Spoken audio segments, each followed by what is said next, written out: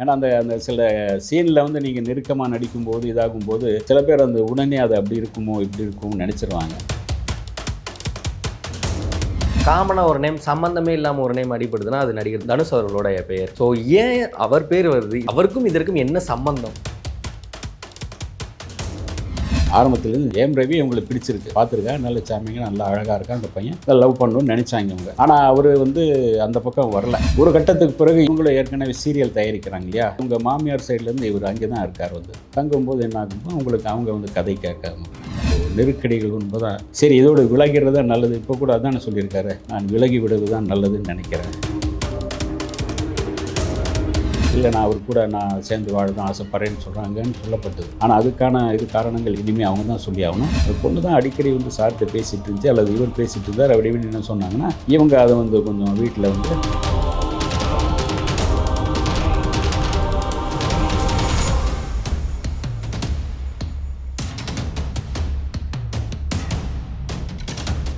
Yellow bench நேயர்களுக்கு வணக்கம். இன்று நம்மோடு மூத்த பத்திரிகையாளர் சபிதா ஜோசப் அவர்கள் இணைந்திருக்கிறார். வணக்கம் சார். வணக்கம் சார்.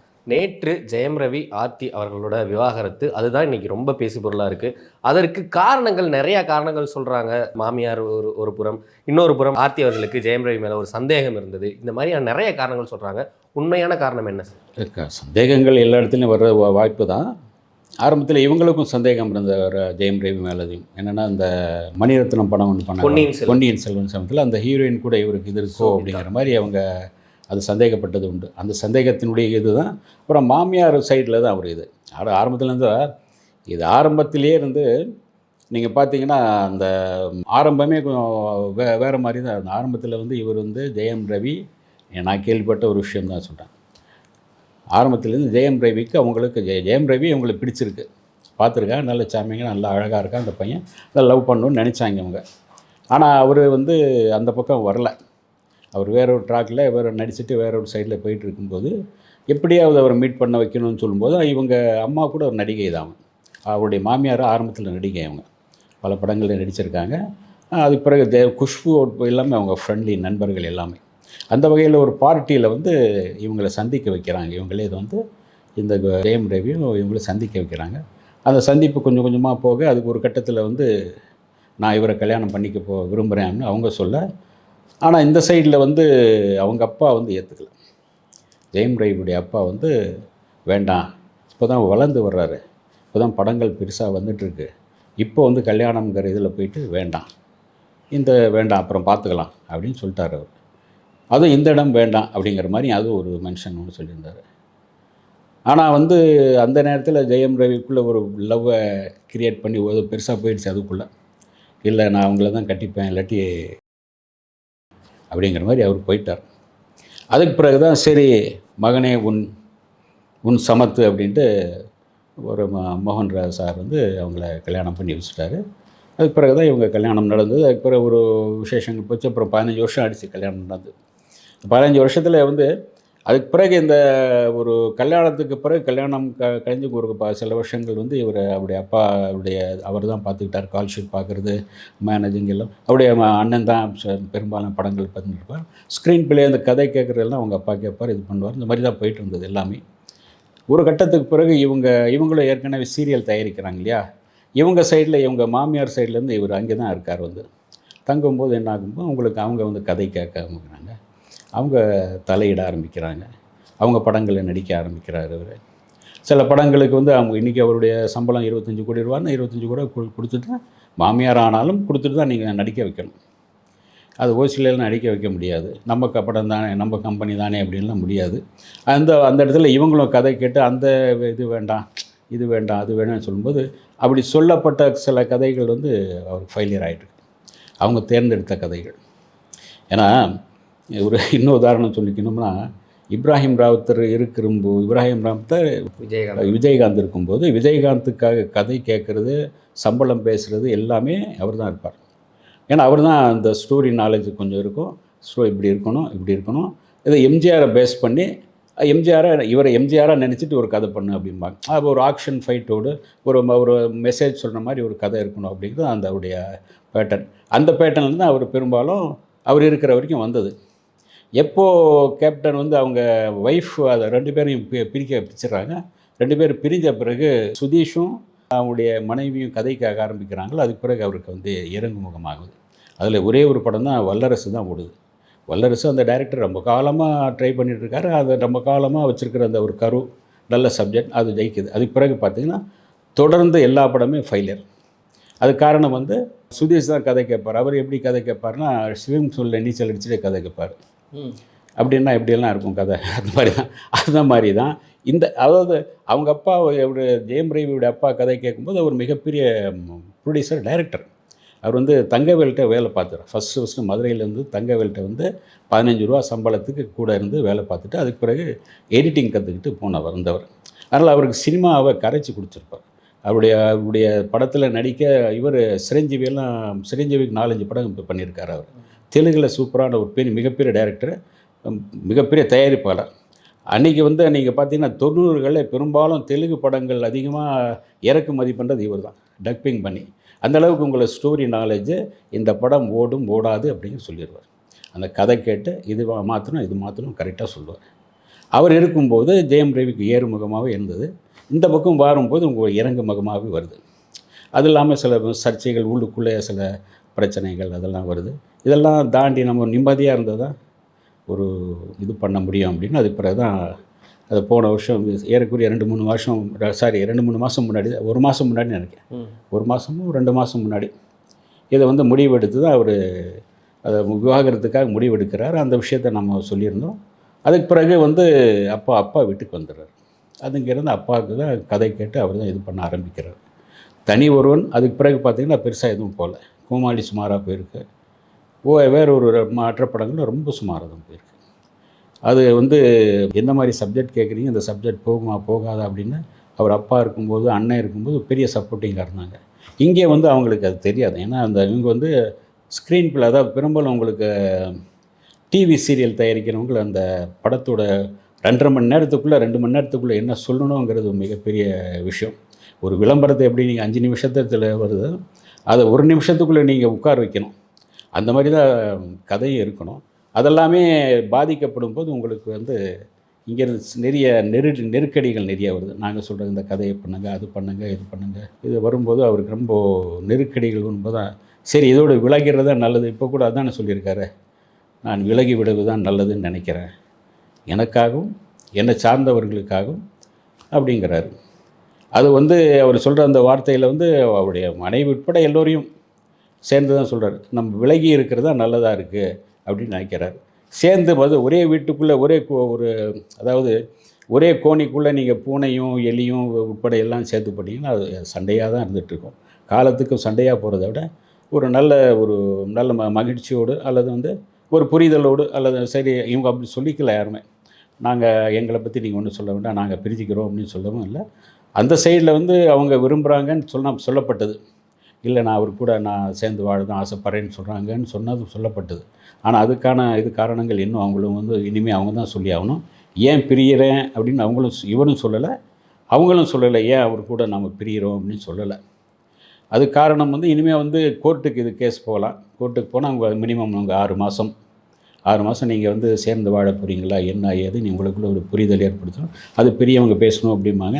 ஏற்கனவே இது வந்து இதில் இல்லை, இவரே வந்து மோகன் சாரே வந்து இது வந்து இந்த கல்யாணம் வேண்டான்னு ஆரம்பத்துலேயே நான் சொல்லியிருந்தேன், நீ தான் கேட்கல அப்படிங்கிற மாதிரி ஒரு சின்ன ஒரு வார்த்தை சொன்னாலே உங்களுக்கு ரவி வந்து பெருசாக வளர்ந்த ஒரு நல்ல ஹீரோ, ஒரு ஃபேமிலி சைடில் சரி அவருடைய ஆடியன்ஸும் சரி அந்தளவுக்கு ஒரு புரிதல் உள்ள ஆடியன்ஸு.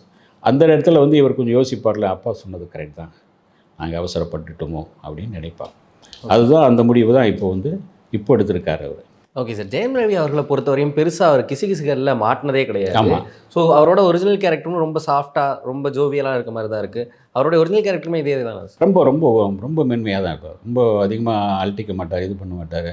அவங்க அப்பா என்ன சொல்கிறாரோ அதை கேட்டுக்குவார். அதே சமயத்தில் உங்களுக்கு வந்து அந்த ஆலவந்தானில் தான் அசிஸ்டன்ட் டைரக்டராக ஒர்க் பண்ணிட்டு இருந்தார். அவர் அசிஸ்டன்ட் டைரக்டராக ஒர்க் பண்ணும்போது கூட நான் வந்து எடிட்டர் மோகனுடைய பையன் சொல்லலை. எடிட்டர் மோகன்னா எல்லோருக்கும் தெரிஞ்சிடும். அன்றைக்கி மிகப்பெரிய தயாரிப்பாளர் ஆச்சு அவர். தெலுங்கில் நிறைய படம் பண்ணியிருக்காரு. இது தமிழ்நாட்டு ஒரு தொட்டில் சபதம் படம் போது குழந்தை நட்சத்திரமாக நடிச்சிருக்கார். சின்ன வயது ராம்கியார்லாம் நடிச்சிருக்கார் அவர். ஆட்டோ ரிக்ஷாவில் தான் போவாங்க ஸ்கூலுக்கு. அவர் எளிமையாக அந்த குடும்பம் தெரிஞ்சுக்கணும் அப்படிங்கிற ரிக்ஷாவில் தான் போயிட்டு ரிக்ஷாவில் தான் வருவார். இந்த கோடம்பாக்கத்துலேருந்து உங்களுக்கு அசோக் நகரில் தான் ஸ்கூல் இருந்தது அவங்களுக்கு. அதனால அந்த இதுலேருந்து அவர் கொஞ்சம் எளிமையானவே இருந்தார். ஆளவந்தானில் படத்தில் அசிஸ்டன்ட் டைரக்டராக பண்ணும்போதும் கூட நான் இன்னாருடைய மகன் சொல்லிக்கல. அது ஏன் சொல்லுவாருன்னா, சார் சிக்கன் பீஸ் கூட வைக்க மாட்டாங்க சார் அசிஸ்டன்ட் டைரக்டராக, நான் லாஸ்ட் அசிஸ்டன்ட் சார். அதனால் என்ன பண்ணுவாங்கன்னா, அதை சாப்பிடுப்பா அப்படிம்பாங்க. அது கடைசி வரைக்கும் நான் சொல்லிக்கல. சொன்னால் நமக்கு உடனே உங்களுக்கு அவருடைய பையனா அப்படின்னு வந்துடும் அது. ஆனால் சொல்லிக்கல. ஆனாலும் கூட நான் ஒரு லாஸ்ட் அசிஸ்டண்ட்டாக நான் இருந்தேன். சிக்கன் பீஸ் கூட கிடைக்காது. ஆனால் வீட்டுக்கு வந்தால் தான் சாப்பிடுவோம். அது என் கூட இருக்கிற ஆட்கள் பெங்களூரில் ஒரு இதில் இருப்போம். தங்கியிருக்கும் போது கூட சாதாரண ஆட்கள் கூட தான் அந்த ஹோட்டலில் வேலை பார்க்குறவங்க, இவங்க கூட எல்லாம் பழகிட்டு இருப்பேன் அப்படின்னு. அதனால் உங்களுக்கு அந்த எளிமையாக இவங்க கூட எல்லாம் பழகி அவருக்குள்ள இந்த எளிமையாக, அதே சமயத்தில் கொஞ்சம் மென்மையாக எப்படியோ அதே மென்மையான குரலில் தான் பெரும்பாலும் அதிகமாக இது பண்ணி, அண்ணே எப்படின்னு இருக்கீங்க, நல்லா இருக்கீங்க, நல்லா பார்த்து இது பண்ணுங்கண்ணே அப்படின்னு. அந்த ஒரு அண்ணன் தம்பி எல்லோருமே நல்ல ஒரு ஃபேமிலிக்குள்ளே நல்ல ஒரு அன்பை கொடுத்து வாங்கக்கூடிய அளவுக்கு நல்ல ஒரு மரியாதை உள்ளது. அவங்க அண்ணனும் சரி, அவங்க அக்காவும் சரி, ரோஜா, இவர் ராஜா, இவர் ரவி, ரோஜான்னு அவங்க அக்கா பேர். இவங்க எல்லாமே அவ்வளோ ஒரு மென்மையான ஒரு குடும்பம். உண்மையாக சொல்லும்போது அப்பா இஸ்லாமியர், அம்மா பிராமின், தெலுங்கு பிராமின். அது என்ன குடும்பம்னா ஒரு பிராமின் குடும்பம் மாதிரியே வந்துருச்சு. அது ஒரு மென்மையாக அப்படியே வந்துருச்சு. அது அவங்களும் யாரும் அதை நீங்கள் நான்வெஜ் அது இதுங்கெல்லாம் கிடையாது. நான்வெஜ்லாம் வெளியே தான் வீட்லேயும் அம்மா பண்ணுவாங்க. ஏன்னா அவர் அந்த தெலுங்கு பிராமின்லாம் பண்ணுவாங்கன்னு நினைக்கிறேன். ஏறக்கூடிய அவங்க ஒரு இவர் தானே. அதனால் அந்த இதெல்லாம் இருக்கும். அந்த மென்மையான தன்மை ஆரம்பத்துலேயே மென்மையான தன்மை. ஆரம்பத்துலேயே ஏதோ ஒரு பிச்சைக்கார வேஷமும் என்ன ஒரு வேஷம் போட்டு அந்த ஸ்கூல்லே போயிட்டு முதல் பரிசெல்லாம் வாங்கியிருக்காரு. கிருஷ்ணனா வேஷம் போட்டு பரிசு வாங்கியிருக்காரு. எல்லாமே மென்மையான கதாபாத்திரம் தான். அவருடைய ஆக்ஷன் ஹீரோ நிறைய பண்ணியிருக்காரு. இருந்தாலும் கூட பழகும் தன்மையில் நல்ல மென்மையான ஒரு மன்மன். அவருடைய பையன் கூட அந்த அளவுக்கு ஒரு மென்மையாக வச்சுருப்பார். Okay sir. இப்போ சோபிதா அவர்கள், அது பொன்னியின் செல்வனில் சோபிதா அவர்களுடைய கிசுகிசுப்பு வந்ததுனால தான் இந்த விவாகரத்துக்கான முக்கிய காரணமாக இல்லை பேசிக்கிறாங்க. அது எதனால் சார்? இந்த கிசுகிசுலேயே நிறைய நாள் மாட்டாமல் இருந்தார் ஜெயம் ரவி. இதில் எப்படி மாட்டினார்? கிசுகிசுக்கு இது ஒரு மாட்டவே இல்லை. இதுவும் பெருசாக அது எடுக்காமல் யாரும் பெருசாக எடுத்துக்கல. ஆனால் அவங்க எடுத்துக்கிட்டாங்க. ஏன்னா அந்த சில சீனில் நீங்கள் நெருக்கமாக நடிக்கும்போது இதாகும்போது சில பேர் உடனே அது அப்படி இருக்குமோ இப்படி இருக்குமோ நினச்சிருவாங்க. அது நீங்கள் சினிமா குடும்பத்துலேருந்து வரும்போது இதெல்லாம் ஒரு நடிப்பு தான் அப்படிங்கிற ஏற்றுக்குவாங்க. சில பேர் அதை மீறி அவங்களுக்குள்ளே அதை அடிக்கடி மீட் பண்ணுறாங்க. யாராவது ஒரு ஆள் வச்சுருப்பாங்க சார். ஒவ்வொரு குடும்பத்துலேயும் யாராவது ஒருத்தரை, ஒரு குடும்பத்துலேயோ இல்லை டிரைவரோ யாராவது ஒருத்தர் அவர் சார் யாரோட பேசுகிறார், என்ன பேசுகிறாருன்னு கேட்குறது ஒரு ஆட்கள் வச்சுருப்பாங்க. ஓகே. இவங்க மூலமாக இவங்களுக்கு ஒரு இதாச்சு. சார் அந்த பொண்ணு தான் அடிக்கடி சார்கிட்ட பேசிகிட்டு இருந்துச்சு, அல்லது இவர் பேசிகிட்டு இருந்தார் அப்படி இப்படின்னு என்ன சொன்னாங்கன்னா, இவங்க அதை கொஞ்சம் வீட்டில் அப்படியே சாவி கொடுத்து பேசி என்ன ஏது அது என்ன இது என்ன அப்படின்னு கேட்க ஆரம்பிக்கும்போது அது டென்ஷன் ஆகிடும். அது நம்பிக்கை இல்லாமல் போயிடும். தொழில் செய்ய முடியாது. உங்களுக்கு ஒரு டார்ச்சராகவே இருக்கும். மனைவி மட்டும் நீங்கள் அதை கண்ணதாசன் சொல்வார், மனைவி மட்டும் சரியாக அமைந்து விட்டால் விமானத்தில் நீங்கள் பறக்கிற மாதிரி, மனைவி சரியாக அமையலைன்னா நீங்கள் கட்ட வண்டியில் பயணம் பண்ணுற மாதிரி அப்படிமா. கட்ட வண்டியில் கட கட கட கடன்னு அடிச்சு போய் அந்த மாதிரி. ஓகே. அந்த மாதிரி ஆகிடும். அதனால் இவங்க அந்த இடையில் இருக்கிற இந்த சின்ன சின்ன கேள்விகள், அப்புறம் மாமியார் மூலமாக வர்ற அப்போ மனைவி அங்கே மாமியார் வீட்டில் மனைவி இருக்கும்போது என்ன ஆகும், உங்களுக்கு கூட்டம் அதிகமாக சேர்ந்துடும். இவங்களுடைய ஒரு குரல், இன்னொரு குரல், அப்புறம் வேறு சில விஷயங்களாக வரும்.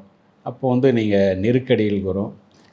ஒரு பெரிய ஆர்டிஸ்ட்டாக வளர்ந்து வர்ற காலகட்டத்தில் இதெல்லாமே ஒரு பெரிய இடையூறு இருக்கும். Okay sir. இந்த விவாகரத்து மட்டும் இல்லாமல் இதற்கு முன்னாடி ஜிவி பிரகாஷ், சைந்தவி, இந்த விவாகரத்து எல்லாத்துலேயுமே காமனாக ஒரு நேம், சம்மந்தமே இல்லாமல் ஒரு நேம் அடிப்படுதுன்னா அது நடிகர் தனுஷ் அவர்களோடைய பெயர். ஸோ ஏன் அவர் பேர் வருது இதில்? அவருக்கும் இதற்கும் என்ன சம்பந்தம்? இல்லை, இதுலேயும் அவங்க பேர் அடிப்படல. ஏதோ ஒரு இடத்துல ஒரு ஹோட்டலில் ஒரு நடந்தது, ஃபங்க்ஷன் நடக்கும்போது இவரும் தனுஷும் அங்கே வந்திருந்தார். அப்போ இவங்களும் பேசுனாங்கன்னு சொல்கிறாங்க தவிர அவர் மூவ் பண்ணாருன்னு அந்த இதில் தான் சொல்கிறாங்க. அவர் தரப்பில் அது சொல்லலை, மற்றவங்களும் சொல்லலை. அவங்க மூவ் பண்ணாங்க. அவங்க பெருசாக அவங்க ஆர்த்தி சரியாக பேசலை, அவங்க பெருசாக எடுத்துக்கல, நான் அந்த மாதிரி இல்லை அப்படின்னு சொல்லிட்டாங்க. அப்படிங்கிற மாதிரி அந்த நேரத்தில் ஒரு கிசு வந்தது. அந்த ஃபங்க்ஷன் நடந்த நேரத்தில் இங்கே இருக்காரா தலைவன் அப்படின்னு நான் யோசிக்க வேண்டியிருந்தது. அப்புறம் பார்த்தா இல்லை, அது பெருசாக இல்லை, அந்த மாதிரி சொல்லப்பட்டது அப்படின்னு தான் போயிடுச்சு. அப்போ அவருக்கும் இப்போது வந்து ஏறக்குறைய அடுத்த மாதம் அவருக்கும் அதுதானே சார், அடுத்த மாதம் அவருக்கு விவாகரத்து நடக்க போகுது. கோர்ட் தீர்ப்புப்படி அடுத்த மாதம் நடக்க போகுது. அதுக்கு பிறகு நம்ம சைந்தவி அவங்க சைந்தவி தரப்புலேயும் மாமியாருடைய இதுதான். ஓகே. சைந்தவி தரப்பில் அவங்களுடைய ஜிவி பிரகாஷுக்கும் என்னென்னா இவர் சம்பாதிக்கிற பணம் உட்பட எல்லாமே மாமியார் சைடில் போயிட்டுருக்கு அப்படிங்கிறது தான். இப்போ விஜயகாந்த் வீட்டில் எப்படி அவர் சம்பாதிக்க அவருடைய தங்கச்சிங்க எல்லாமே எங்கேயோ போய் வேலை பார்க்க, இப்போ அவருடைய சம்பந்தமே இல்லாமல் அவருடைய சம்பளம் பணம் எல்லாமே மாமியார் வீட்டுக்கு போயிடுது எல்லாமே. அவருடைய பிஏவா மாதிரி சாதாரணமாக இருக்கிற அவருடைய மச்சான் வந்து மிகப்பெரிய ஒரு பங்களாவே கட்டுறாரு, கல்யாண மண்டபமே கட்டுறாரு. அவர் எங்கேயும் வேலைக்கு போகல. இந்த இதுதான் இந்த பார்வை வந்து அங்கேயும் வரும். நாங்கள் யாரோ ஒருத்தர் அதாவது சொல்லுவாங்களே, இவர் சம்பாதிக்க வேறு யாரோ அவங்களுடைய மாமியார் சைடில் அந்த சைட்லேருந்து சம்பாதிச்சு வாழ்ந்துட்டுருக்காங்க. அந்த மாதிரி தான் இங்கேயும் வந்து இவருடைய மாமியார் சைடில் வந்து சில இவருக்கு நெருக்கடிகள். அவங்க மாமியார் வந்து நல்ல வசதியான ஆட்கள் தான், மிகப்பெரிய வசதியானவங்க. கல்பனா ஹவுஸ்னு ஒன்று கேள்விப்பட்டிருப்பீங்க. அது வந்து அவங்க மாமியாரோட அம்மாவை யாரோ வந்து அவங்க சின்ன இந்த இவர் மைசூர் மகாராஜாவுக்கு அது ஒரு வெள்ளைக்காரனுடைய இது இடம் கட்டியிருந்தார். வெள்ளைக்காரன் வச்சுருந்தார் கொஞ்சம் அதுக்கு முன்னே. அதுக்கு பிறகு அதை மைசூர் மகாராஜான்னு வச்சுருந்தார். அந்த மைசூர் மகாராஜாவுடைய ஒரு அரண்மனையில் இவர் சொல்வார்ல நம்ம சந்தானம், அந்த மாதிரி ஒரு ஓகே நீங்கள் அப்படி எடுத்துக்கலாம். நீங்கள் பெருசாக அதுக்கு விளக்கம் சொல்ல தேவையில்லை. அந்த வகையில் இவங்களுக்கு வந்த அந்த வீடு அது மைசூர் மகாராஜாவுடைய அவங்க இவங்களுக்கு அந்த தரப்பட்ட இடம் அது. அதனால் இவங்களுக்கு எக்கச்சக்கமான சொத்தும் இருக்குது அவங்களுக்கு. ஆனாலும் கூட மருமகன் தன்னுடைய கட்டுப்பாட்டில் இருக்கணும், மருமகன் தான் சொல்கிற கதைகளில் நடிக்கணும், தன்னுடைய இதுகளில் நடிக்கணும் அப்படிங்கிற ஒரு இது இருக்குது. இங்கே ஒரு இடையூறு இதுதான் இருக்குது. ஏன்னா இத்தனை நாள் ரொம்ப சுதந்திரமாக இருந்தார். அப்பா இருக்கும்போது அப்பா கதை கேட்பார், அப்பா சொல்லுவார். அந்த இடத்துல எந்த இது கிடையாது, ரொம்ப சுதந்திரமாக ஜாலியாக இருந்தார். இப்போ அந்த நெருக்கடிகள் வருது. Okay sir. தனுஷ் அவர்களை பொறுத்தவரையும் தனுஷை வந்து ஐஸ்வர்யா தனுஷ் தான் முன்னாடி வந்து ப்ரப்போஸ் பண்ணி அவங்க தான் லவ் பண்ணி கல்யாணம் பண்ணாங்க அப்படின்ற ஒரு விஷயம் இருக்குது. இப்போ இங்கேயுமே பார்த்தா இது எல்லாமே காதல் திருமணம் தான். ஆமாம், இவங்க தான் ப்ரப்போஸ் பண்ணியிருக்காங்க. ஆனால் அது வந்து விவாகரத்தில் போய் முடியுது. நீங்கள் எப்படி பார்த்து இதுவும் விவாகரத்து இது உங்களுக்கு இதுதான் தானே சார். உங்களுக்கு விவரம் சைந்தமே இது அப்படி தானே. சின்ன வயசுலேருந்து ஒன்றா சேர்ந்து படிக்க ஆரம்பித்து தான் லவ் பண்ணி தான் கல்யாணம் பண்ணுறாங்க. அங்கேயும் அதுதான் வருது. அங்கேயே வந்து அதே மாமியார் சைட்லேருந்து அதுவும் இங்கே இதே மாதிரி தான் அவங்களுக்கு வந்து பிரிகிறாங்க. இதுவும் லவ் தான். அதனால தான் காதலிக்கும் போது உங்களுக்கு வந்து அது எல்லாமே ஒரு நலத்தன்மையோடு பிரிஞ்சு காதலிக்கிறாங்க. அதுக்கு பிறகு வந்து வளர வளர உங்களுக்கு வெவ்வேறு சூழ்நிலைகள் வருதில்ல சார். வெவ்வேறு ஆட்களுடைய நட்புகள், நண்பர்கள், இவங்க வரும்போது அன்றைக்கே ரொம்ப அவசரப்பட்டுட்டோமோ அப்படின்னு யோசிக்க தோணும். Okay sir. எங்களுக்காக நிறைய தகவல்கள் ஷேர் பண்ணிங்க. மிக்க நன்றி சார்.